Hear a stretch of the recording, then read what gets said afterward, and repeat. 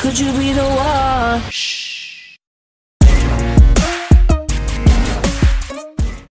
Terima kasih sudah klik video ini, tapi jangan lupa guys klik tombol subscribe, karena klik tombol subscribe itu gratis dengan subscribe kamu support channel ini untuk upload video setiap hari. Ingat, subscribe itu gratis, gak ada ruginya kamu klik tombol subscribe. Selamat menonton, yahoo!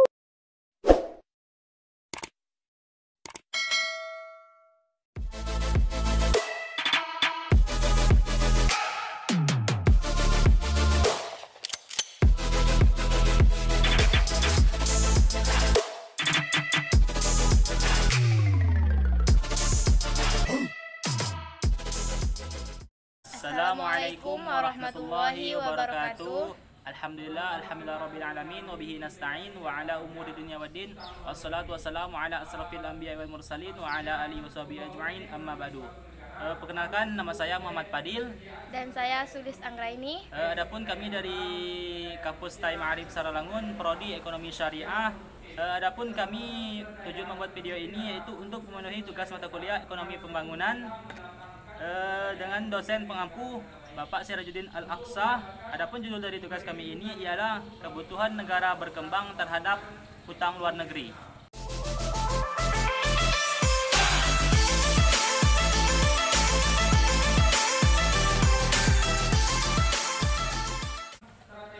Utang luar negeri menjadi suatu tolak ukur perekonomian di Indonesia karena dalam negara sedang berkembang, pengaruh utang luar negeri menjadi hal penting dalam pertumbuhan ekonomi. Indonesia masih terikat dalam kemelut utang luar negeri dan harus bangkit, setidaknya meminimalisasi utang dan mengoptimal potensi pendapatan. Karena tabungan domestik tidak mencukupi dan menunjukkan bahwa dana domestik tidak pernah mengimbangi besar kebutuhan dana untuk investasi. Kesenjangan antara tabungan dalam negeri menyebabkan utang merupakan suatu keharusan bagi pembiayaan investasi.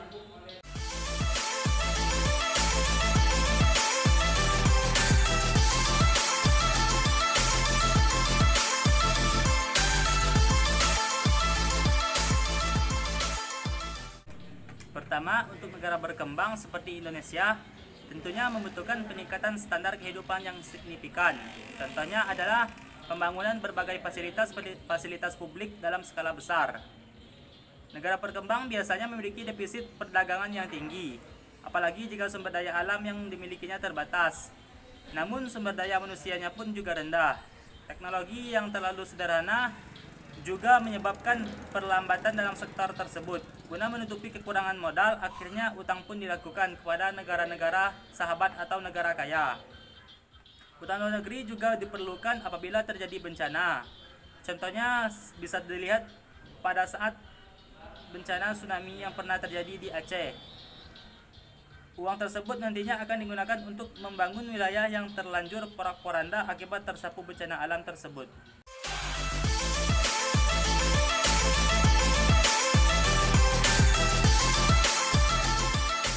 Begitu juga halnya dengan tindakan pemerintah dalam menarik pinjaman luar negeri.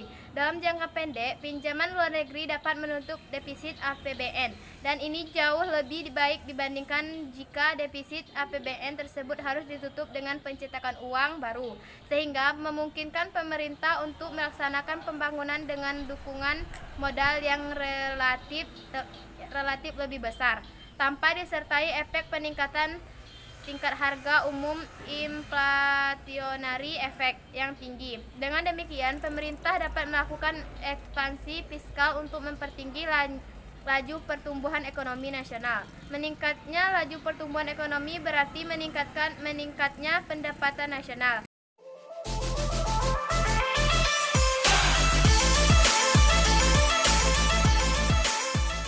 Jadi kesimpulannya ialah perkembangan jumlah hutang luar negeri di Indonesia dari tahun ke tahun cenderung mengalami peningkatan.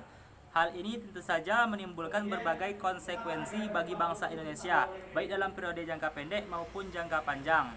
Dalam periode jangka pendek, hutang luar negeri harus diakui telah memberikan kontribusi yang cukup berarti bagi pembiayaan pembangunan ekonomi nasional, sehingga dengan terlaksananya pembangunan ekonomi tersebut, tingkat pendapatan per kapita masyarakat bertumbuh selama 3 dasawarsa sebelum terjadinya krisis ekonomi.